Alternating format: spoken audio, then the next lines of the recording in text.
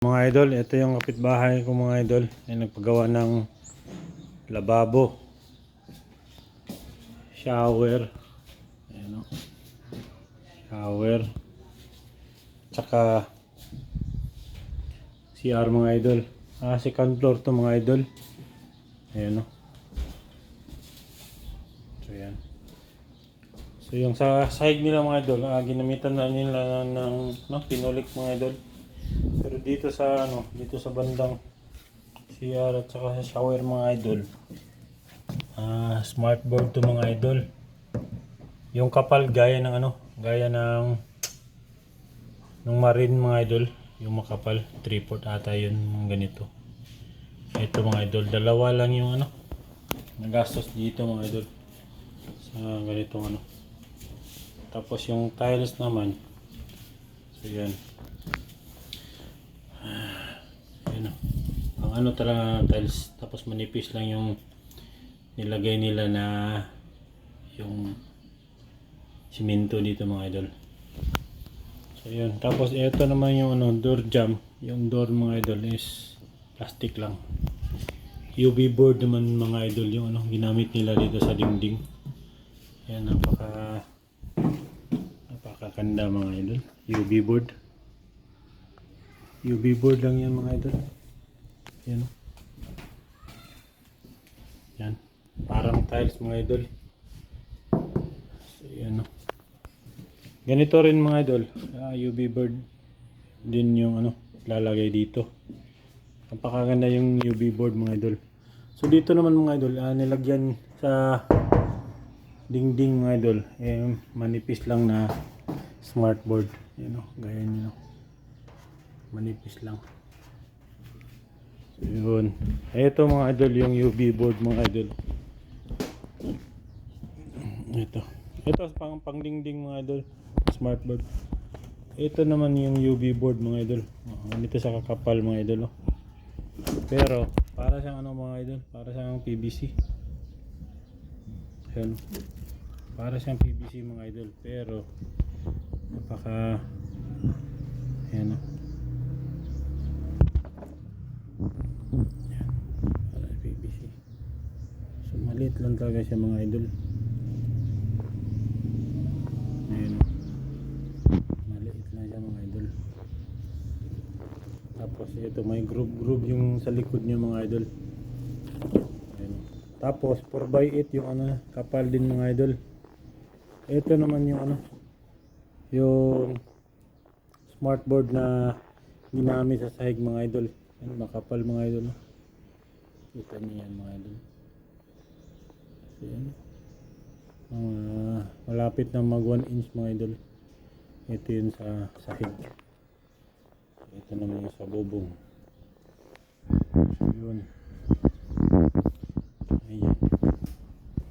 So may idea kayo mga idol. Ayan.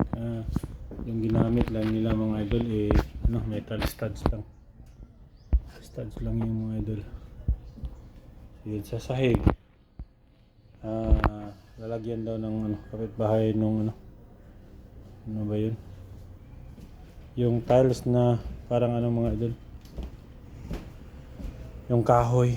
Ayan. So, napakaganda mga idol. Para may idea lang kayo. Yan, sa bubong. Cladding naman yung sa bubong. Yan, napakaganda. Dito yung CR mga idol. Ang banda yung CR. Dito pala yung CR mga idol. Doon yung washing. Yan na. Napaka-nice mga idol. Dito yung CR. Yan. Napakaganda ang smart board mga idol. So yung sealant lang yung nilagay nila dito mga idol. Ayan.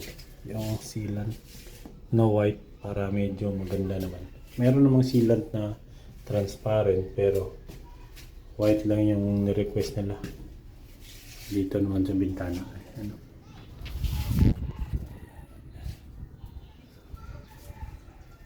mga idol. Murang-mura lang yung pagkakaano nito mga idol. Itong bili ko ng pintuan mga idol, 1 to lang to, dalawa. Yan. 1.2 lang. Tapos yung ano naman yung smart board. Ay, yung UV board pala. Yung bili ko niyan mga idol, mga 1,100 4x8 yung ano. So yun. Napakamura kaysa bili ka ng ano, tiles dyan. Tapos mag-label. Ayan.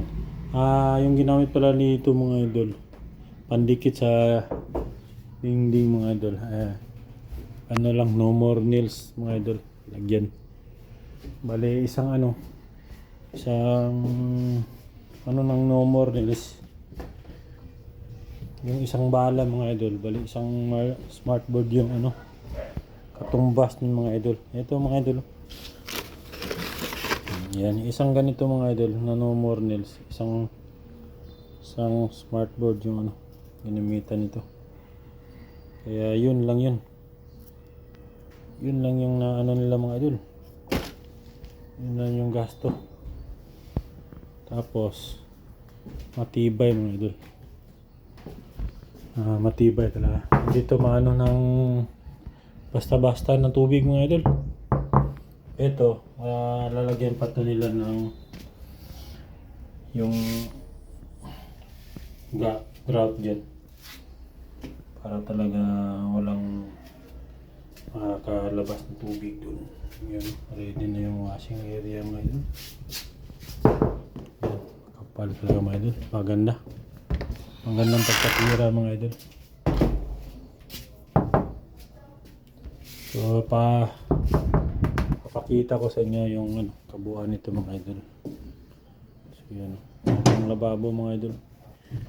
Ayan, smartboard din yung ano nilagay dito, tiles na dito mga idol. Tapos dito naman, andyan naman yung UV board.